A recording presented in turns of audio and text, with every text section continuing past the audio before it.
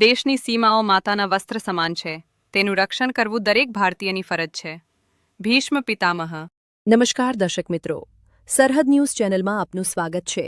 હું અનિતા ગોસ્વામી. હવે જોઈએ સમાચાર વિસ્તારથી. વડોદરા શહેરના ફતેગંજ વિસ્તારમાં આવેલી 7 સીઝ સિનેમા ખાતે રાષ્ટ્રીય સેવિકા સમિતિ દ્વારા આશરે 100 જેટલી દીકરીઓ માટે ગુજરાતી ફિલ્મ બેહદનો વિશેષ શો યોજાયો હતો. આ કાર્યક્રમમાં સાવલી તાલુકાની લગભગ 70 અને વડોદરા જિલ્લાની 30 જેટલી યુવતીઓ ઉત્સાહપૂર્વક જોડાઈ હતી. સમિતિ દ્વારા દીકરીઓને સુરક્ષિત રીતે વડોદરા લાવી ફિલ્મ નિહાળવાની સંપૂર્ણ વ્યવસ્થા કરવામાં આવી હતી.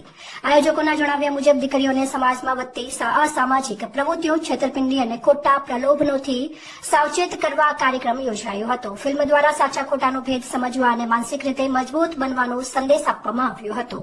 કાર્યક્રમ બાદ યુવતીઓએ જણાવ્યું કે આવી ફિલ્મો વાસ્તવિક જોખમો સમજવામાં મદદરૂપ બની જાગૃતિ ફેલાવે છે.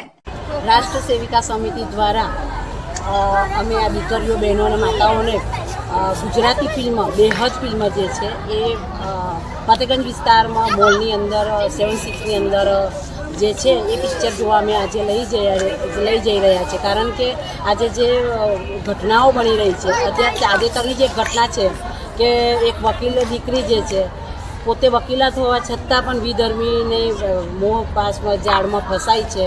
એટલે હવે આપણી માસૂમ દીકરીઓ ફસાઈને એના માટે આ ફિલ્મ જોવી ખૂબ જરૂરી છે અને એનાથી આપણો એક સારો વિચાર પહોંચે એના માટે અમે આ પ્રયત્ન કર્યો છે. અંદાજ કેટલી બાળાઓ લઈ જાઓ છો તમે? આખા જિલ્લાની થઈને 100 દીકરીઓ છે. આપણું નામ? સાવલીથી 70 દીકરીઓ છે. મારું નામ ગીતા જાદવ, વડોદરા, જિલ્લો કાર્યવાહી.